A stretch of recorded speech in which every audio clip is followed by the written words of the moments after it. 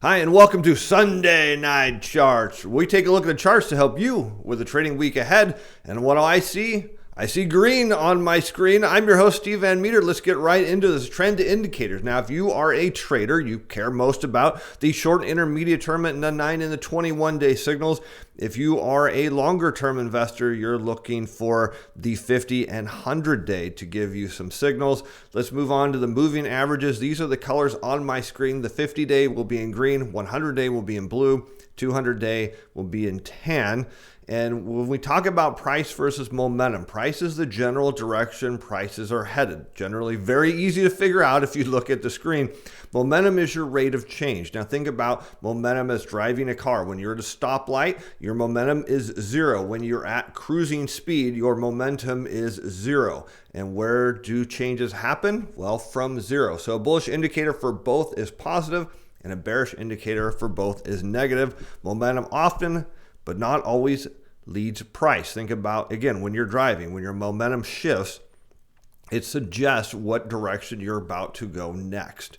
Technical analysis attempts to determine where buyers and sellers are at. Resistance is the level buyers can't break, and support is the level sellers can't break. Or resistance are where sellers are at, and support is where buyers are at.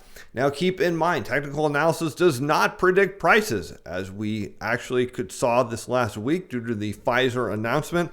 Prices moved, in some cases, against technical analysis. It can be used to determine the risk of a trade, help with timing trade, and provide direction to the path of least resistance. But charting offers keyword possibilities, not probabilities, and not certainties. Otherwise, this is all we would trade by. Let's take a look at the S&P 500. So looking at the short and intermediate term, again, if you are a trader, you've got green on the screen. The long term is still a mixed bag with some flips to the bullish, but there's still some bearish signals on this. So from a longer term perspective, we don't have a clear direction.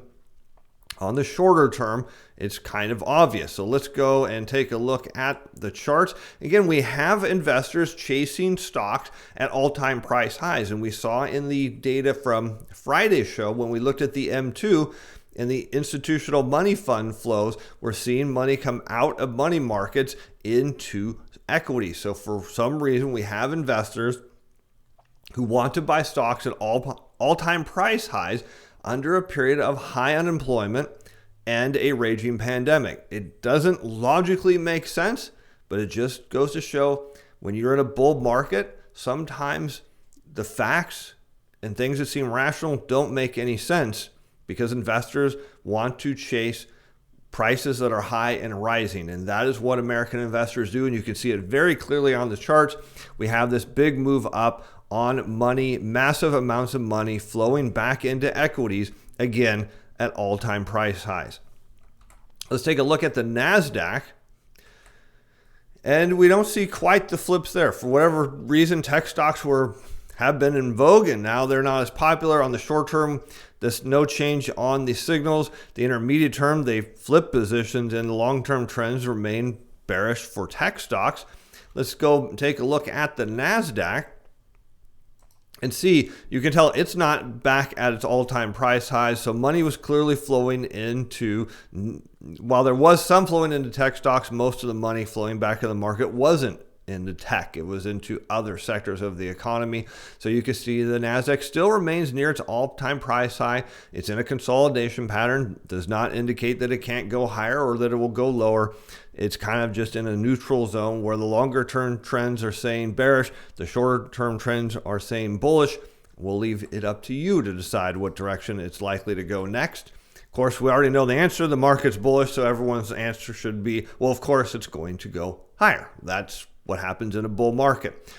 All right, looking at small caps. Now, this is pretty interesting. We see in the shorter term signals, bullish across the board now. That we'll look at the price chart and find out that the Russell 2000 is now at all-time highs, and that's wild. And we'll talk about why here in a second. And looking at the longer-term indicators, we now see a flip to bullish, but a mixed bag across the board there. What is going on with the Russell? Well, this is your bet on America. The Russell 2000 is all U.S. small-cap stocks. And on news of a vaccine, investors are going all in on the U.S. They believe, obviously, that the U.S. stocks are going to rally as the economy reopens. due to a vaccine. We'll see if that happens, but for the moment, you can see where money is flowing into, and it's into small caps. Back again, all-time highs, if you can only imagine.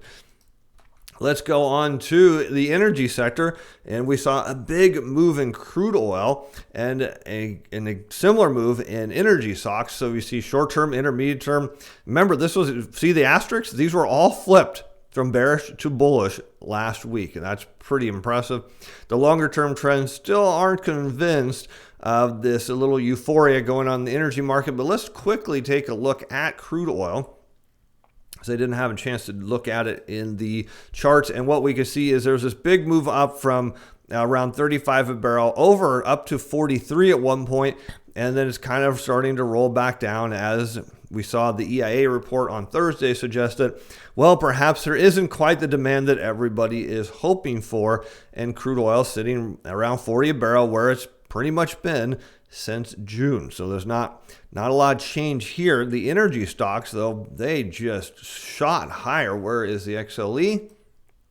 Right down from effectively support, this supply zone, all the way back up into another supply zone above it, resistance. So it ran into resistance hard, and then it appeared to have stopped. So if you're bullish on energy stocks, well, what you want to see next week is prices move up and out of the supply zone, suggesting that this is a massive amount of buying demand. If it doesn't move out of here, it suggests it's going to revisit the supply zone below. So this is kind of interesting. We're seeing it bounce between the two.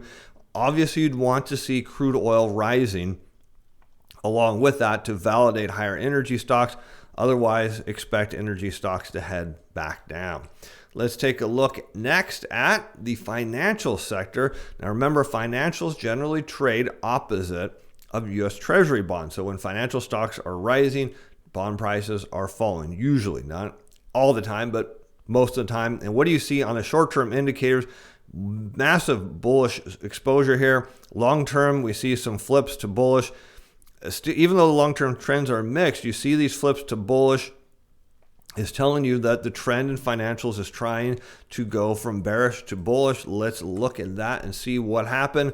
And financial stocks shot higher again on that, vaccine announcement that suggested that, hey, the market interpreted this as we're going to be back reopened soon. Everybody's getting their job back. And even though neither of those cases appear to be true, the market was very, very excited about that, driving financial stocks up under the assumption that U.S. consumers were going to go out and borrow massive amounts of money. You have to keep in mind if everyone comes off of unemployment at some point, they still have their own balance sheets to repair before they get out and borrow and spend. So the market was very excited about that, shot through resistance, but did it in overnight trading, which kind of always is suspect, but it did get above here. Now the question is, can it hold this, or is this a temporary move before it heads back lower? I'll let you decide. Let's move on to the utility sector. Utilities have been largely bullish. So we just see on the short term, a flip back to bullish. Overall picture hasn't really changed. The same with industrials. There's been a couple moves on a momentum back to bullish, but industrial stocks have been bullish again on, what do we keep hearing is stimulus and vaccine, stimulus, vaccine, stimulus, vaccine. And so everyone keeps believing that the economy is going back to the way it was before all this started, when most people don't realize we were already headed into a recession before the pandemic. How about gold mining stocks? Now, this is interesting because the market is heavily bullish on gold miners. Again, you have the reflation trade, the belief that inflation is just somehow going to go, straight up. Short-term indicators went back, are sitting at bullish, whereas everything else is bearish. And notice how they flipped on the intermediate and ultra long-term back down to bearish. Let's take a look at GDX and see what's going on in the market. Now, remember from last week, and I will draw this in for you again, you had what looked like a bullish flag. And we talked about that in the Sunday chart show. And what happened here is all of a sudden last week, 2, 3, 4, 5. Week before, it broke out of the flag, and all of a sudden you hear it all over financial Twitter how bullish this move was. The flag is broken. Now we're going up, up, up, and up. And then it reversed right back into the flag. And now they're saying, oh, it's okay, it's okay. We're back in the flag. Well, we could still go higher. The key is it got into a supply zone where there's been sellers, and they sold. So the question is, can the bulls get back up here and work through the sellers? Or is this really not a bullish flag at all, and it's going to lead to lower prices? The trend suggests that it's going to head lower. It's still below its 50-day, still below its 100-day, and looks most likely that GDX is going to have a date with its 200-day moving average. And again, that's a fairly bullish spot for it, considering there's been buyers here. So the question is, are the buyers from back here? If price goes down, still buyers. We'll see. They've still got a lot to work out because for whatever reason, somebody is not bullish about gold buying stocks. They're up here and happily selling every time price moves up there. How about emerging markets? If you want to talk about something that doesn't really make a ton of sense, maybe is just reacting to the dollar, is emerging markets extremely bullish here. No real changes in the picture from last week. EEM remains bullish. Let's quickly look at a chart of it. Since there's not much to see other than, well, it's still going higher, moved out of a little consolidation pattern. And if we zoom out, you can see that emerging market stocks are sitting not far off their 2018 highs, almost suggesting that this thing's done and this rally might be over sooner than later, but we'll see.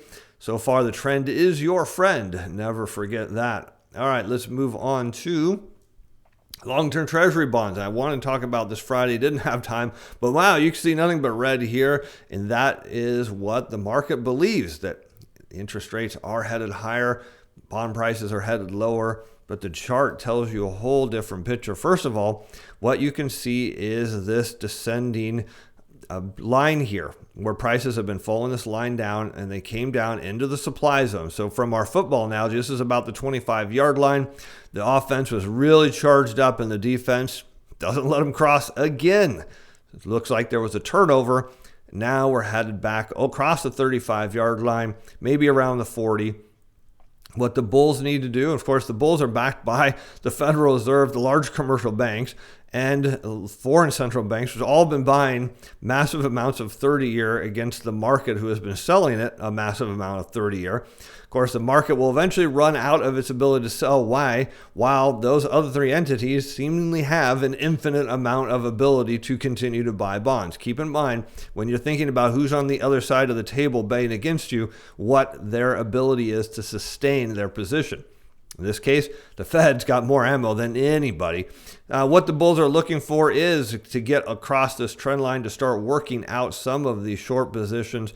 And if this does play out, which it likely will, it suggests that the rally in equities is going to come undone as these short sellers start to get worked out of their position. Another factor here, and while this is not the best, and even though it is a market sentiment indicator, it is certainly not the best one I've ever seen. There are far better ones that some private services do. But looking at this is anytime sentiment is at a low, so you see where this tan line is near the bottom, it has generally signaled in here opportunities. Now, sometimes those opportunities had gone to better opportunities, but generally when sentiment is at its worst, it usually tells you there's a reversal here. So looking at the chart, given that there's been this heavy selling all the way since August, and you see it holds support at a prior level of support that was a prior level of support, tells you that there's a trend change coming in the TLT that is not indicated by either price or momentum. Let's take a look at high yield bonds. Not a lot of change on the high yield space. Normally you want to see high yield bonds move with stocks, and they did to an extent, but what's interesting is they started to roll back over, almost suggesting that this equity rally may not be exactly what you think it's going to be. You'd want to see high yield bonds starting to move higher. One of the crazy things about high yield bonds right now is the yield on them is not pricing in any risk. I mean, if we went over here, and let's see if we can find what the yield is on HYZ. Yeah, it's 5%. That's not a huge premium of yield for the amount of risk in the high yield bond space at all. Let's go on to gold. Again, everyone's super bullish on gold. From a price perspective, they shouldn't be. Momentum, you can see on the short term is bullish, on the long term is ultra long term is bullish, but in the middle is bearish. It's not a good picture for the direction of gold from a trend perspective. Let's take a look at gold futures, and what do we have? We see this, bullish flag that briefly got broken and then rejected. Those who are bullish on gold really need to see this start to move higher. The 50-day moving average is acting as a level of overhead resistance. The 100-day is starting to act like it. Again, as I've said, I still believe gold is going to get down in around this 1800 to 1820 range. To see if the buyers there were buyers, the better level of support for gold would obviously be back down here at 1750 to see if that's where buyers are at. But unless gold gets some traction here pretty soon, it looks like this flag is headed lower to me. We'll see if that happens or not. I'll let you decide. The silver, the short-term indicators flipped bullish. Everything else stayed the same from last week. A kind of similar view in the charts on silver here is, to me, it's kind of almost made its move. It's been consolidating again, since late September. Still nowhere in terms of direction are we seeing it. It's 50 days acting as overhead resistance. It's crawling up its 100-day. It tells you silver's getting to an inflection point where it either needs to move higher or it's going lower, because again, 50 days acting as resistance, 100 days acting as support. One of them is going to come true, and we'll see what the buyers are going to do, or if this is really a bearish move and silver, the next level of support for silver would be back around probably in this $22 range. If it doesn't hold there, you're realistically looking at getting back down into the $18 to $19 range. There's one thing that can change everything, and that is the dollar, which everyone is baffling me by. They're super bearish on the dollar. People want the dollar to go down. I don't know why they want it to go down, because it's not, the probabilities are against them, and that. But looking at the short-term, intermediate term, we went back. The indicators are bearish. The long-term have not changed. This is, again, what you want to see in a bottoming pattern. The short and intermediate term are going to oscillate around. You want to see the long-term be fairly consistent, and the ultra-long-term will flip later. It's not one of the first ones that flip. You want to see consistency here on the long-term trend. Let's take a look at the dollar, and then we'll end with Bitcoin. And while we're looking at this, I need to get my disclosures out. And what we can see is a bottoming pattern. It still looks like a Wyckoff bottom that we've talked about. Let's zoom in a little bit. And you can see it's stuck between 92 and roughly, say, 94. It's been very consistent in here. If this was overly bearish, you would expect that recent touch of 92 would have seen a breakdown, and it didn't. Of course, it got up right to the midpoint of this supply zone. So this is what you call supply zone, where buyers are picking up what they can. The only question is, are there more buyers than sellers at the end of the supply zone? That we don't know. Probabilities, from a fundamental perspective, favor a higher dollar. So here is your longer term average. It's flattening out. Here's your ultra long term. Again, this doesn't change until later. So for the dollar, from a bullish perspective, I'd like to see it get back over its 50-day moving average here pretty quick. That would be constructive. If it comes back down and retouches 92 and holds, that's also constructive. From a bearish perspective, sellers want to see it sell down from here and break 92. They need to get it below 92 at some point to validate this. Otherwise, you're going to see 1, 2, 3, 4 touches down here without a break. It's going to give other market participants the nod that says, hey, these sellers can't do it. Let's get in here and drive prices higher. But so far, still bottoming. My expectation was this was going to break out by the end of October. It did not. So do I still think it's coming soon? I still do. I mean, this is almost a little over a 3.5 month consolidation range. They generally don't go too much longer than that. And let's end with everyone's favorite cryptocurrency, Bitcoin. Now, just so you know, I don't own it. So I have never owned it. I don't own any cryptocurrency. I have no stake in the game, which makes my view very impartial. So here we have it sitting at the top end. Remember, this is kind of where I said from a technical perspective, it would need to get over this, 15, say, what did I say? Right around 15,000, I think last week. And then boom, it's right up near the top of this. So if we look at where Bitcoin has prior peaked at 20,000, the question, those of you who are bullish, which as far as I know is literally everybody on this planet, what you want to see is price it needs to break over its prior all-time highs.